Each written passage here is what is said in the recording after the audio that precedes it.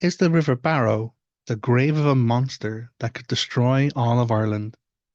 Well, dag the Evox Vulture. Hi, hello, and welcome. It's Jon O'Sullivan from the Irish Pagan School. And I have been exploring our mythology here, the Irish mythology, seeking out the monsters, the magical entities, magical creatures, and trying to explore a little bit more about them. And I have known for a while the origins of the River Barrow myself, the story of it. But I wanted to kind of go and pull out the resources and to provide them in a bit more specifics. So, neat answer, not hard to say. Yes, the River Barrow is the grave of a monster that could have destroyed all of Ireland. So we have a number of different sources for this, and those sources are known as Dinhenicus, or the lore of names and places.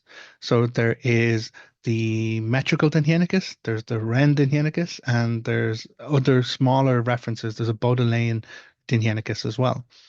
But in the main metrical Dinhenicus, we have a piece of poetry, and it conforms to the structure that we would expect of the lore of names and places, where a filler or a bard will be put to the question of, oh, well, why is the River Barrow called the Barrow? And they would relay to people in an entertaining fashion the memory of what happened and the story of why it's actually called that way. And so we have a translation of it here, and I will read it for you. So Berba is the other name for the river, and Berba or the Barrow, enduring its silence that flows through the folk of old Ailbe. A labour it is to learn the cause whence is called Barrow, flower of all famous names. No motion in it made, the ashes of Meche, the strongly smitten, the stream made sodden and silent, past recovery, the fell filth of the old serpent. Three turns the serpent made. It sought out the soldier to consume him. It would have wasted by its nature all of the kine of the indolent hosts of ancient Erin. Therefore, Dienketh slew it. There was rude reason for clean destroying it, for preventing it for ever from wasting above every resort, from consuming utterly. Known to me is its grave where he cast it, a tomb without walls or roof tree. Its evil ashes no ornament to the region, found silent burial in noble Barrow.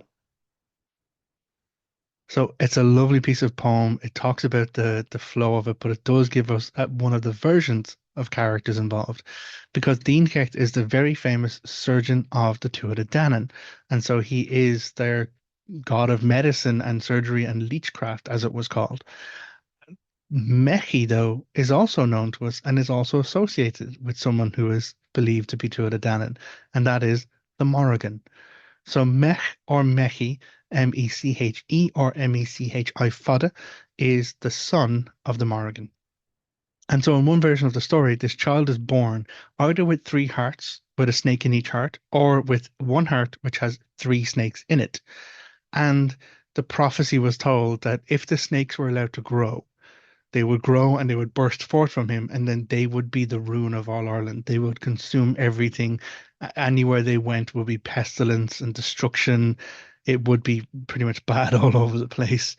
And so Dean Kecht was called, and he removed the heart with the snakes in it, but knew that even if it had been removed, it still wouldn't be enough to prevent the tragedy. So he burned the heart and the snakes inside of it. But even then, the toxicity of the ashes were such that he couldn't just put it into the soil. So he found the only way he could dispose of it in a way that would contain or disperse or remove the harm from being caused. And so he put the ashes into the river Berba. But such was the the virulence of the ash, even the ash after the fact, that the river, the full river itself, is said to have boiled, and that's where Berba, its name, comes from, and again called a barrow. More commonly, a barrow is known as a tomb, and so the River Barrow is the tomb of this monstrous serpent or triple serpent, which could have destroyed all of Ireland. There's another version of it which adds in and confirms the Morrigan association, which comes from the Baudelaire Dinhenicus, and it says, "Into it the three snakes which were in the heart of Meche, son of the Morrigan, were cast after he was killed by Machecht in Mag Meche. Now, this Meche is a different character to Dean Cecht and not actually related to Dean Cecht at all. Meg Cecht, in this instance, is one of the three grandsons of the Dagda, who were kings in Ireland at the ending of the Tuatha Dé Danann cycle before the Milesians came in. So we have in one version, it's Dean Cecht. In this, we have a different timeline where it's towards the end of the Tuatha Dé Danann's rule in Ireland, and we have Mechecht, he who would slay or has slayed 100 monsters or foes. So he is this heroic king that is known of that timeline. So we have these other pieces of information. We have this connection with the River Barrow, the toxicity of the ashes. But one thing that strikes me very interestingly about this, and it's something I'm probably going to keep deep diving on, is the three, this element of three. It's three snakes in the heart of Mech, but also the Barrow itself is one of three rivers. And the rivers are the River Nor, the River Suir, and the River Barrow. They're known even now in Ireland as the Three Sisters. And of course, there's folk information and mythology and story that goes with all of that. But some part of me is now wondering, does it point back to these three snakes or three serpents? Or is it just another story trope of the number three turning up? So obviously, I have more reading to do. I have more exploration to do on this. But again, to answer our question, neat answer, not hard to say. Yes, the River Barrow is a free-flowing, no tree cover grave for the remains of a monstrous serpent or triple serpents that could have destroyed all of Ireland.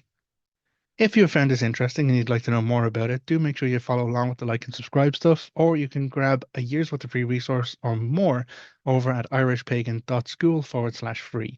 There are teachings, there are classes, we have our podcast to listen to. There's a whole lot of stuff that allow you to explore the mythology of my island and take the next steps around connecting that with our spiritual past. So until next time, look after yourself, take care. Agus Slán. Goodbye.